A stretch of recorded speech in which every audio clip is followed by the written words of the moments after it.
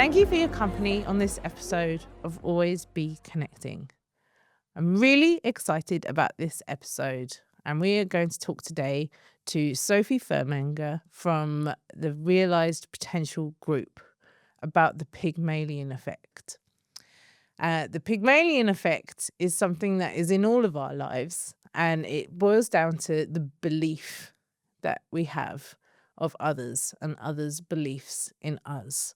And this can cause us to have great successes.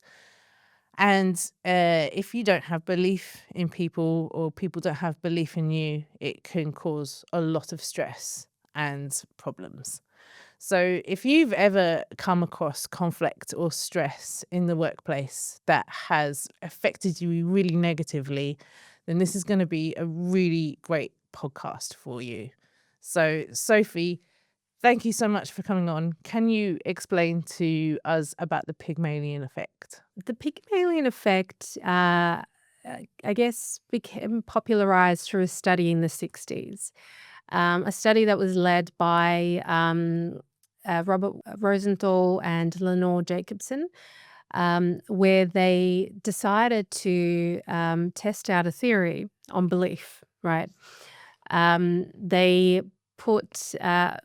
So they decided to select a specific school, and it was a primary school, and the teachers were, so they selected 3 sets of teachers, and each of the teachers were told something different about their students. Okay, so they each had a class. One teacher was told that her students were top IQs, IQs off the charts, I think the language was, and they, very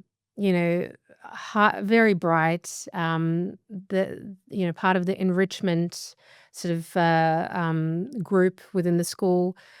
The second teacher was told something different, that her students were very much in the middle, or they had a diversity of IQ levels, ability levels, and so there was a variety. And then the third teacher was told that she had the lowest performing students in the class, the lowest IQs.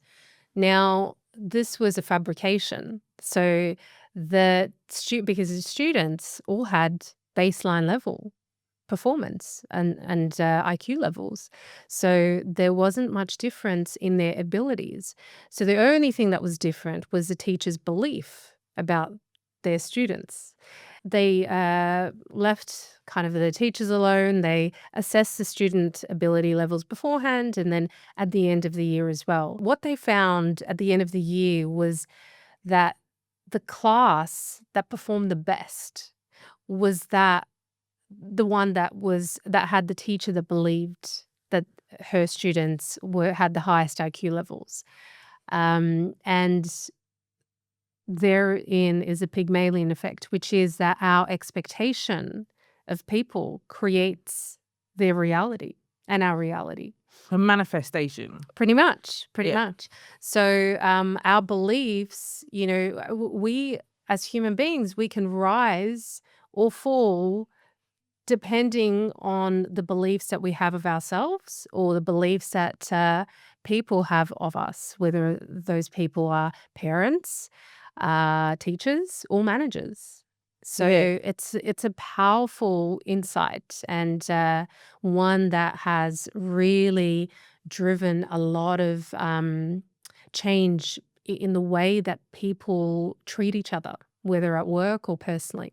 I'll tell you a little backstory about sort of how I got really interested in what you were talking about. In that, I kind of had the opposite effect in the last few years, where I had somebody who was in charge of me in some format, and they didn't believe in me, and that came through in lots of language of unprofessional or not the right person for the job. And so that created not only a stress, but like how I acted and how I perceived and believed in them as well. So there's this sort of cycle that's going around.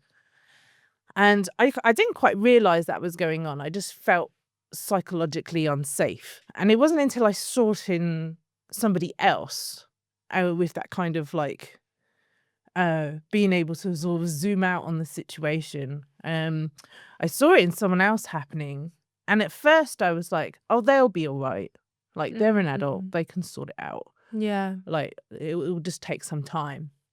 But then I realized kind of without someone else stepping into that situation and saying, you know, what's the belief here? Why are people believing the wrong thing? Or, like, Yeah. and then also sort of with that thought process also was my belief in competitors. Like when a competitor, I have an instant unmanageable perception of their capability and collaboration potential and things, and it just instantly blocks something that could flourish there. So there was a few things sort of going on, like, because I'm collaboration is kind of what I want to aim for. So like I'm sort of like observing these things, and then I saw your post. And like, so turning it around into the Pygmalion effect of like, well, if you believe in people, but it goes all different ways, doesn't it? It goes both ways. Absolutely. Like the peer-to-peer need to believe in each other. Managers and employees need to believe in each other. Otherwise, there's a mirror effect. Do you think? Have you seen that? Yeah, absolutely. It's I guess it's kind of reciprocated. So when we don't believe in someone and they sense that, it kind of devalues the relationship, and then they project the same sort of behavior back Yeah. onto the person, and it becomes a cycle of discontent. And yeah, but I mean, all of the examples that you shared were a form of Pygmalion effect. You noticed the behavior from your boss or whoever it was. So you felt that they, through their behavior, that they didn't have much belief in you. You know, if they're constantly saying those things, then perhaps they don't believe in me. And if that's the case, well, maybe they're right. Maybe they're right. And this doesn't happen on a conscious level. This might happen on an unconscious level where, you start to second guess yourself Yeah. around them, or you stutter, or you like, there's going to be behaviors that come from you as a result of those beliefs that he or she has of you. And so it becomes a self-fulfilling prophecy. Love that. Self-fulfilling prophecy. Yeah. Like it works in so many Yeah. different ways. Hey. Yeah. So from your end, particularly where you're feeling those behaviors are of you being incompetent or whatever it is that you felt, you act in ways that undermine your abilities, and as a result, you'd end up proving this person right. And then from their end, if they hold this belief of you being incompetent, then they will either micromanage you, or they will not, or they might withdraw from you, not give you any attention, and effectively behave in a way that undermines your ability to perform. Yeah. So it just becomes reality. The belief turns to reality. And I'm really interested about what you're saying about stress as well. So like Yes. this whole situation creates a stress. Absolutely. And you've got, I know that you know a bit about stress because you had work experience in the jewelry industry. Yes. And how diamonds face a lot of pressure, Yes. stress, Yes. and come out good. Yes, exactly. That's right. I was How do we not break? I loved that learning that diamonds are created under pressure. I mean, that just blew my mind, to have something that is such a natural resource that the beauty and brilliance of it only occurs because of the pressure it's faced. That sort of reframe into difficulty or challenge that any one of us experiences as a result of poor belief system about us, that can actually force us into one of two directions. It can force us into this post-traumatic stress, where we start to believe in the belief, Yeah. you know, and that spiral effect that I mentioned before it becomes a self-fulfilling prophecy. But we could also go the other way, which is post-traumatic growth, Yeah. right? So post-traumatic growth is where we take into account what's going on for us. We see the struggle, or we feel the pain and we feel the struggle of having someone that doesn't believe in us and is either undermining us or whatever that they're doing that leads to the frustration within you. We can take all of that and then we can learn from it. We can go, oh, okay, so what am I learning here? I'm learning that this type of leadership style doesn't bring out the best in me. That's the first learning. And then I could be learning that if I behave in a more sort of, rather than in a reactive way, and be more sort of mindful and more conscious of how I respond to this belief system, I can behave in a more constructive manner. And therein, lies the lifelong lesson of Yeah. which I believe is so crucial, is mindfulness and being consciously aware of what is going on rather than jumping to react with behavior, actually taking a step back, asking questions, being curious enough to ask questions to understand what is going on before actually responding to the situation. Yeah. I saw a really interesting post before we were talking today. It was a TED talk by a guy called Angus Harvey, and he says that the world is in a constant state of collapse, Yeah. but then there's also a constant state of building. And which one are you? Are you people caught in the collapse, or are you people who are building? And I love what you said previously to me on like how is part of it. Like Yes. the stress is part of it. How you deal with that is going to sort of dictate your own personal growth. So Absolutely. for example, my daughter with the musical, she could have flipped the table and say, this is a rubbish musical and I don't want to be part of it. And then but she loves musicals, so she would have missed out and it wouldn't have been good for her. And similarly, and this is totally flippant, but like a little sticker fell from my computer that I have stuck on the top of my computer today. And I was like, oh no, it's the universe. It's a sign. My world's falling apart. And I'm like, no. Stress, because I learned from you, stress is part of it. I'll just put the sticker back. It's fine. It's so fine. Yeah. So like framing how you think about stress. Yeah. Yeah. There's actually a thing called the explanatory style. So how we explain stress to ourselves or how we explain challenges. And you can either kind of go down the path of optimism or pessimism. So if you explain stress or difficulty as something that's kind of prevalent across all areas of your life, it's the sticker now and it's this before, and like you kind of start to see all the struggle in your life all of a sudden, rather than seeing the opportunity. Yeah. Of course, you're going to go down the path of pessimism, and then there's this other part of psychology that I think you'll find interesting. It's so there's a part in the brain that's called the reticular activating system, and its entire job is basically a confirmation bias. So whatever it is that you believe, and whatever it is that you are thinking about, you'll find examples of that. Your brain will show you, I'm will kind of sure. narrow your view to pinpoint things that align with your beliefs and align with your thoughts.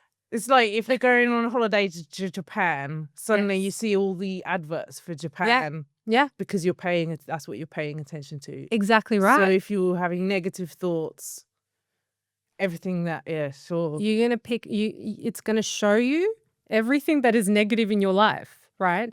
So knowing this, you know, helps you choose wisely, choose your thoughts, what you are exposing your mind to, you know. I was having a conversation with my son the other day about his exposure to horror movies, which is currently a battle in our household, you know. So he's 12 years old, he's obsessed with horror movies, and I had to have a conversation with him about how, you know, what you're consuming actually forms what you're going to see in reality in your world. And I'm not to say that you're going to have you know, Jason from Halloween knocking down your door all of a sudden. But you are going to take a worldview that it's scary out there, that there's things out there to hurt Sure. me, you know, and how does that impact a 12-year-old boy going through life? You know? Yeah. And I guess it's how you view the horror movie because at Yes, 12 that must true. be difficult to separate it. But if you're looking at it going, oh, they're great effects and Well, this is it. This is what he says. oh, really? Yeah, he loves the effects, so the creativity, you know? Yeah, but rather than the sort of the messaging and the darkness and Yes. Yeah, yeah, and that that's part. fine, and that's how I've explained and reframed the situation to myself. I mean, we still need boundaries for 12-year-olds, but I don't go down the path of, you know, scaring him into thinking that all of a sudden he's going to see difficulties in his life because of this hyper focus on horror movies. Sure. Yeah, But it's a good reframe. well worth pointing out and having a conversation about it. Yeah, Yeah, yeah, definitely. absolutely. And then your business is called Realized Potential Group. And potential is a really interesting word to me because when I was young, I probably had ADHD or something, and didn't pay attention in some classes and acted out maybe. And so in my reports was a lot of the time lots of potential, but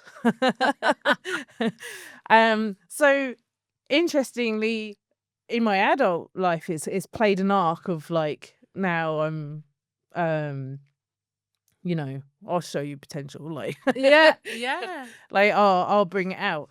How did you get to that name, and sort of what does realized potential mean to you in the clients that you work with? Yeah, similarly to you, my story goes back to childhood, and you know, I so I'm originally from Russia, and my family migrated here when I was 8 years old. Okay. My two sisters at the time, and we had it wasn't a kind of a sea change situation, although looking back 100% it was it was a nice it was definitely a nice change Different weather to for to sure. move. Yes, but we left suddenly, and so there was a lot of unrest in Russia. It was a turn of communism, and there was we're from this small town in the south called Pyatigorsk. It's part of Kavkaz, and there was a lot of issues going on. Like kids were um, disappearing from schools. Like there was kidnappings and things. Just really a lot of unrest. Wow. And so we were pulled out of school for a year because of all of this. And because nothing really changed, my parents decided that they were going to leave. So my uncle moved to Australia. He kind of was the guinea pig. So he said, "Yep, it's all good. You're all good to come here. So we came, but we didn't have the language, my parents or me and my sisters. Wow. So it was very difficult transitioning into school without English, and there was quite a bit of bullying as a result. But for me personally, as an extrovert, it was quite hard because I wanted to communicate, and I kind of went into my shell. And for a while, I was in my shell, and I wasn't. I didn't feel like myself. But in that sort of period, I discovered other parts of myself. So I learned to write, to express myself, or, there was differences that came through in the way that my personality developed. This whole sort of trauma to transformation story came from childhood. Well, there's so many levels of it as well, because like the stress of Yeah. of being in Russia at that time Yes. to a different stress, Yeah. but a relief of some kind, like, and when that's been your experience of life, how do you know that there's, am I being too over dramatic? Because No. because still in childhood, Yeah. in Russia, going through a really tough time, you would still have happiness and Oh, of course. Of and course. and things. Yeah. So what was your perception of like finding a stress-free environment? Yeah. And and I think what we realized is it's not you choose your stress. What kind of stress do you want? Do you want the stress of being in that sort of environment where there was chaos and there had to be a period of discontent before change? Or do you want the stress of a new country, new language, new environment? There's always going to be a stress, right? But then it's making an informed decision around which pathway is going to lead to more flourishing, and opportunity. And so that's where we reframe the stress in Australia as good stress, and it's kind of like something that pushed us to Transformation. discover ourselves, to unlock potential. And so the potential aspect, that came to me learning about my own journey, learning that, there is really nothing we're not capable of. Someone that is bullied one day can become an influential person within the school, and which I actually did. So I use that to help new kids coming into school. So the ESLs, I managed to use that as a strength to help others. And then that kind of led to desire to learn psychology and learn how, we can actually bring out the best within ourselves and the best in others. And when I realized this, and it kind of led to my self-actualization, I thought, wouldn't it be nice to teach others to do the same? And so, and instead of calling it realizing potential, I called it realized potential, because if we believe that we already have Sure, that's the first thing to what do. it That's the takes. first step, is realize. Believe. Yeah. Believe in yourself and believe that you have what it takes in order to work in the space that you're working in, or to be a parent, or whatever it is. Because if you start with that strong self-belief, then you are able to unlock the strengths, the gifts within, and have the ability to be more sort of proactive and creative rather than reactive when stress eventually hits. Yeah. So I've been telling everyone on the team about this, and not in a way, I'm the manager, So it's like, I must believe in you, like, and I must believe in our purpose, and I must believe in our future, Yes. and all of those things. But that's not enough. Like, everyone has to believe. Mm. And like, if I leave, everyone has to believe in each other. Yeah. And when you don't believe, and let's take it from another example of, like, if a client comes back with negative feedback, Mm. and then you put a belief of, like, well, they don't know, or like or you put negative thoughts in your head about why they've done that, then Yeah. um then you're not cohesive anymore. You're not. Yeah. Yeah, it comes down to that belief. Yeah, but you can look at feedback as opportunity for learning and growth. So you can. It doesn't mean you have to. It doesn't necessarily affect your belief in the vision of the business or the capability of the business. It's a means to helping you kind of reinforce the vision. Yeah, So yeah. it's how can we learn from this to make it better or to live up to our vision or values or mission. So again, it's like it's like mental gymnastics. You're constantly having to reframe everything that comes through to you um, in a way that aligns with what's good and what's strong and what's helpful to you as opposed to what isn't. And like, what's your experience in HR as well? Because I've been hiring for 8 years, and there's been many sort of soft skills, let's call them, or attributes that you look for. Are they coachable? Have they got a good attitude? Yeah. And it seems like, now that I'm talking about this, it's like, well, it all is rooted in belief. Yeah. Are they going to believe Yeah. in their potential, the business's potential? Because then they are coachable and they do have a good Exactly. attitude.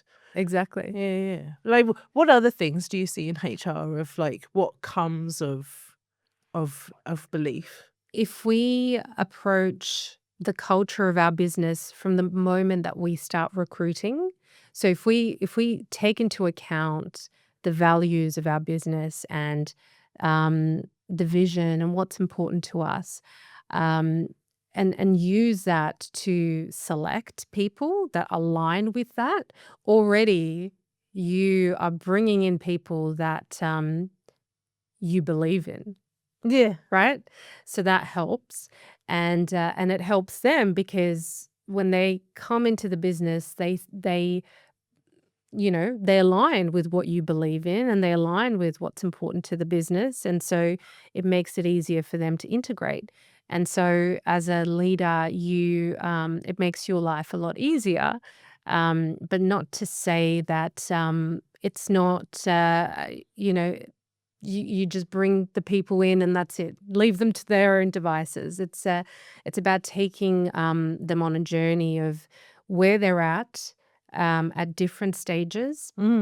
So at the beginning, they need as much sort of hand holding and as much information and learning into the business and how it works and the stakeholders and the processes, the systems. And so you take more of a hand-holding approach at the start. But then for potential to thrive, you really need to make them feel empowered, right? So now, okay, I've been in the role for 6 to 12 months. I now know what I need to know in order to advance the mission of the business that I'm in and help them using my strengths. So the manager should kind of loosen the involvement that they have with this individual and Yeah. empower them to be able Step to out of the do way. to do their role, but still be in their corner to coach, to guide, and to so they feel like they've got someone there that can support them. But this person already believes that they can do it as well. So it just kind of accelerates their performance as a result. And interesting because we talked to somebody before where we talked about I can't remember the exact term, but it was something like talented assholes. And like perhaps is when they've got the skill, if you're hiring on skill, you do need a skilled person, but Yeah. they're missing belief. Yeah. Yeah. Then that's gonna be toxic. That's Yeah. gonna work against you. Yeah. Have you got examples of that in your career where you've seen very technically able people not succeed Yes. in roles? Absolutely. So I guess the best example is one where you have an individual contributor, and let's call it a salesperson. I have many examples of these type of professionals. So, fantastic in sales, exceeding expectations when it comes to their monthly budgets and yearly budgets. And so all of a sudden they become the person that you want to promote into a sales manager role. And therein lies the challenge because this person has become so good at delivering, astronomical sales on their own, through their own efforts. And you're putting them into a sales management role where they are leading a team and are there to empower the team to do what they did as an individual contributor. And it's difficult because it's a totally different mindset, right? So you've got someone who is fantastic at the sales, but doesn't have the skill to either train or to coach others to be able to do the same. And so it's yes, belief will help, belief that they can transition, but then giving them the training to be able to have the skill to be able to lead a team, as opposed to, contribute individually. And then so another interesting word on your LinkedIn profile is benevolence. How do you why were you keen to use that word? I think I used it in the top of my LinkedIn profile where I kind of share my vision about how I want to support others. So I want to help leaders create profitable, flourishing businesses. But part of flourishing is not just meeting the bottom line or exceeding sales targets or becoming profitable. It's also contributing positively to people, to environment, and creating a legacy that isn't just about money. That's what benevolence means to me. It's about being kind and thinking about more than just your bottom line, more than just about yourself and what you can get, and thinking also about how you can help others. And benevolence doesn't necessarily have to mean charity. It doesn't necessarily have to mean, focusing on causes outside of your organization. It can purely be helping the people within your organization thrive personally, not just professionally, by giving them access to well-being programs, flexibility. If they need to look after a sick child and they don't have sick leave left, giving them the opportunity to just take the time off because it's the right thing to do. Because we're talking about stress and belief. Like if you can minimize stress Yeah. and maximize belief, then that's the sort of sweet spot. But interestingly, in My Fair Lady, which is where the book came from, Pygmalion, Yes. is the book with Henry Higgins and Eliza Doolittle that got transferred into the film. It is Henry Higgins's belief in himself, and a little bit of belief in Eliza can do anything. He says at one point, but he's also not a nice person. Mm. So he does push some stress. Mm. So like, does there need to be a little bit of stress for people to find the opportunity and manage that stress? Yeah, absolutely. Yeah, I think a good example I can give that relates to that is when I was just starting out as a leader, one of my initial thoughts was, in order to be a good leader, I need to kind of emulate the style of the leaders around me. And I did that, and it didn't go down well. Yeah. Right? So, um, it worked well for my direct manager in his style, but it didn't work for me because it's not who I was.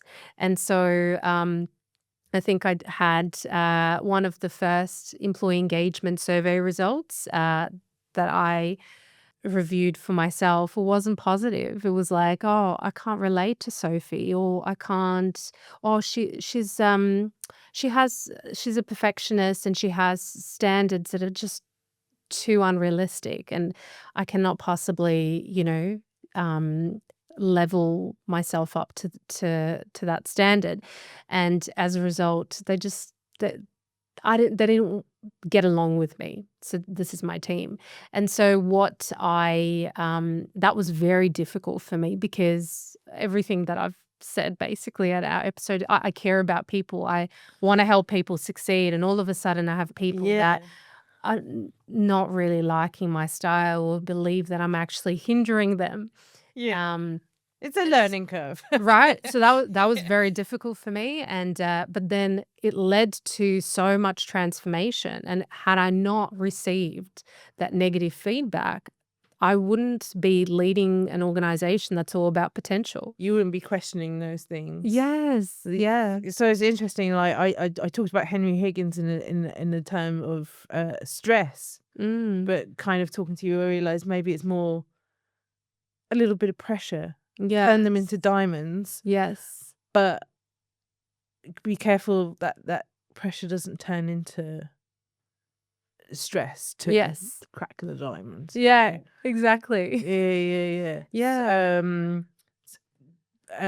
One of my favorite films is Mighty Ducks, Oh, yes. and at the beginning, Gordon Bombay is on the shootout, and it's his shot, and if he gets it in, they've won the tournament, and if he misses, then Yeah. the coach is just going to be a nightmare, and quarter of an inch, and he misses, and it lives with him. That stress broke him, Yeah. so like, what's the right amount of pressure how do you sort of measure when, all right, I need to step back, like, Yeah. for them to realize Yeah. something by themselves. That's such a good question. I think that, I mean, what's the right amount of pressure, and how do you handle that kind of situation? I think that the one of the most important things that we can do is to be very clear about who we are. What is our purpose? What are our values?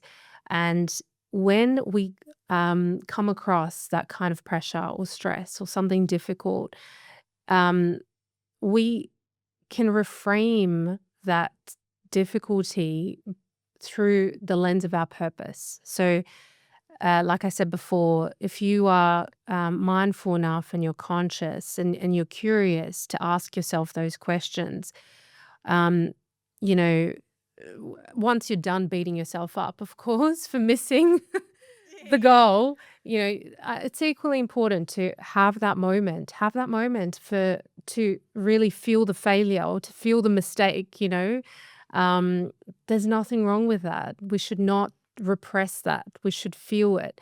But once we're done with it, it's part of it. Yeah. If we try and repress it, we miss the opportunity to grow. So feel it, take the moment, and then once you have had that moment, then reframe that situation through the lens of your purpose. So, is my purpose to help the team win? Yes, it's my purpose. How can I help the team win in that particular moment, or in, let's say this happened in the future. I can do things differently. What would I do differently? Okay. And then you just kind of go through that process of self-exploration, of assessing the situation from all angles. Like, could I have done this, better in that situation? Could I have done that? But not in a self-deprecating way. So, which is why it's important to have that moment first. Release the tension, release the frustration of Yeah. feeling the pain, and then Have move a to sleepy creative, shower. right? Watch us, like a sad movie, cry it out, like Yeah. get it all out. And then once it's released, you can then move into the creative zone. And in that creative zone, you're able to ask those questions. Oh, I love that. Yeah. And it's so important to keep it in line with your purpose. But how many people know their purpose? Like, hardly anyone. And like, one of the things that I love about my job is people coming to me going, "Oh, I'm at this crossroads in my career and I don't know who I am anymore. I feel like I don't really want to go into the same role. Yeah. I don't want to go into the same sort of environment and the problems." They don't believe in it anymore. Yeah, they don't believe it. So it's like, okay, that's fine. But you believed in it at one stage and that was important for you then. Let's now reset and go, what's important to you now? Who are you now? What is your new purpose? And obviously take them through a process to discover that. And it's so transformational, it's so powerful because, most people don't take a moment to ask those questions. They just go on to the next thing. Yeah. They're like, I'm frustrated here. Maybe the next role will be better. But it's like, you're frustrated because you've outlived your purpose, or the company or the work that you're doing doesn't align with your values anymore because they've changed. You've changed.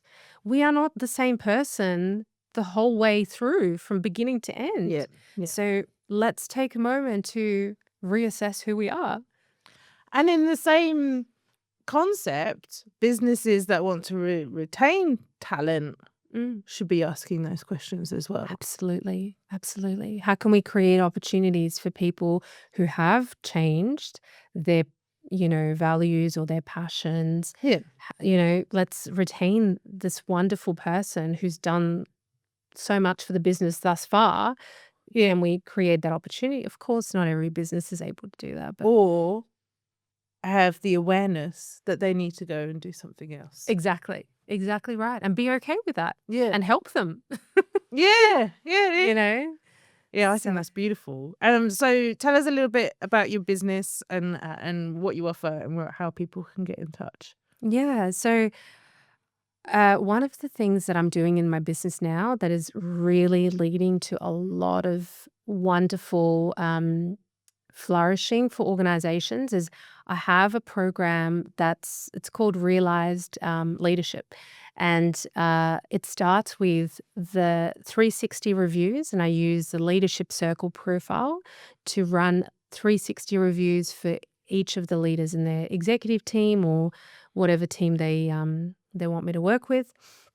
And through that process, each leader learns not just about their capabilities, but about what they're like under stress, all the things we've been discussing. So, do I become a perfectionist under stress? Do I become critical or a micromanager? And then once they get their results, I take them through a debrief to help them understand their report, and then we move through a coaching program that allows them to move more into the creative space and away from the reactive space that has been plaguing their existence for months or years. A lot of those reactive behaviors, they come from childhood, and we rerun them. And so this is why I love this program, because it kind of shines a mirror to those unconscious behaviors and allows the leader to do things differently, to make a change. And it's kind of either an 8 to 12-month program, depending on what the organization wants. And so what I'm doing is I'm coaching them, but I'm also giving them training on specific capabilities that they are lacking, which again comes through from the leadership circle profile from the 360. So it's a fully tailored training program for all of the leaders, and they are starting to see the change that they are making in how they respond to stress, how they respond to their team. And we run an engagement survey at the end to see whether there's any difference in levels of employee engagement before the program and then after. And the program, I've now fully run a 12-month program, and that's shown that there's a huge uplift in employee engagement as a result of the program. So I'm loving it. And any organization that has a leadership team, they don't have to be underperforming. They can be performing really well, and you just want them to go to the next level. Um, you know, I highly recommend it. What I love about it, and I'll be really interested to hear any comments from our listeners. If you want to comment on our LinkedIn posts or Instagram or send us a message, but it's a really positive way to look under the rock. Yeah. Like, nobody wants to confront or talk about these feelings of stress and inadequacy and being under pressure and how they react.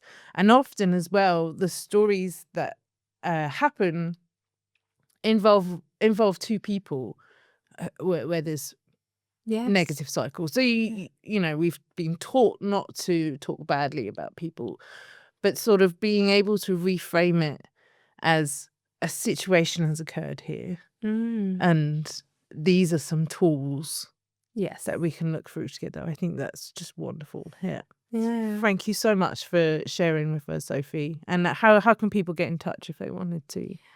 Through LinkedIn, or they can contact me on sophie@realizepotentialgroup.com. Yeah, that's probably the best way. Beautiful. Thank you so much. Thank you so much for having me. Thank you so much for listening, and we'll see you on the next episode.